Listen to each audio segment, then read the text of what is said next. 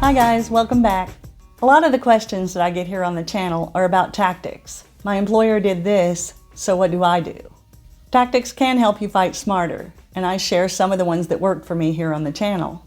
I figure the more tools that we can share with each other, the better off we'll all be in the long run.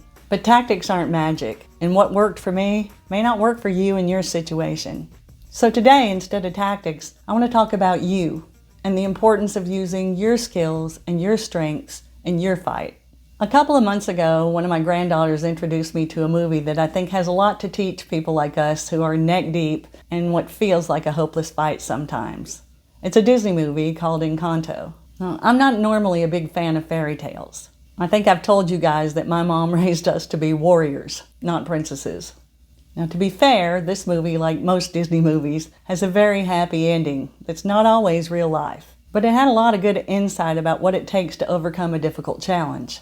The storyline is about a Colombian family who was run out of their home and then gifted a magic candle to help them overcome and rebuild. And the movie takes place years after they've done that, and the family is living together in a beautiful casita. Through the years, the magic candle has given each member of the family a magic gift, a superpower.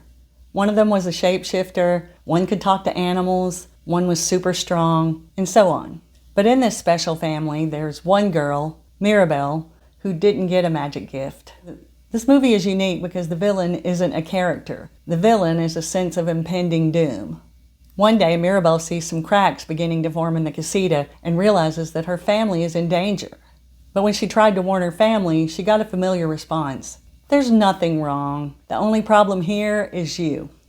Most of our employers have told us the same thing. But Mirabel can't just not see the danger, so she decides to trust herself in what she's seeing, just like we kept seeing the discrimination even though our employers kept telling us it wasn't real.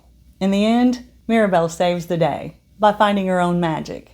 And that's what I want to hit on today, finding your magic by leaning into who you are. I've met a few people like me who won their cases at EEOC. And one of the really amazing things that I've noticed about that is that we each won in our own unique way. Like me, I'm not an attorney and I don't have the mindset for it. I'm a NASA scientist, and that means that I'm not intimidated by things that are difficult because at NASA we do impossible things all the time. As a scientist, I know how to go about proving or disproving a theory with evidence and information. And as a technical manager who operated strictly through influence, I'm adept at getting that data and information from people who don't necessarily want to give it to me. And I'm good at documenting things that people don't want documented. And I'm good at handling conflict, because at NASA we never had the time or resources to do everything we wanted to. If you put any two scientists in a room together, there are going to be conflicting goals and priorities. You have to work that out. Those were the major skills that I had that not everybody is good at. In a previous video, I shared a little bit about the story of Megan Esky, a former web manager who sued NASA for age discrimination. She won her settlement by putting her webmaster skills to use, by crowdfunding her legal fees, and creating enough of a buzz online to convince NASA to settle with her. Another guy, whose name I won't use, was a NASA machinist. He was the kind of guy that everybody likes, and he was good at persuading people. So he was able to convince a well-known civil rights lawyer in Washington to take his claims on contingency. And in the end, he prevailed on all three of his claims of race discrimination and won several $100,000, got reinstated, and NASA left him alone after that. Each of us had our own tactical toolkits, a set of clever tricks that worked for us in our situation. Some of the tools that I used might help you too. If I didn't think so, I wouldn't be spending my time putting these videos up. But if you stop there and just focus on doing exactly what I did, exactly the way I did it, you're shortchanging yourself.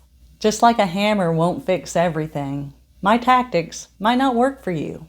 And anyway, we're not all carpenters. Some of us aren't good with hammers, so we might need to use a different tool and find our own way of doing things.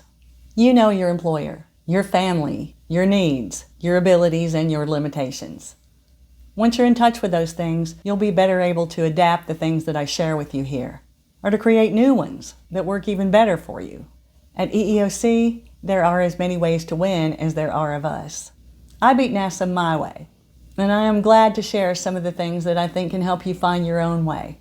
But when you win, it'll be because you found your power. And when you do find it, I hope you'll come back here and share it with me, with everybody else who's still fighting for justice, so even more of us can win. And in the meantime, you do you. Take care and hang in.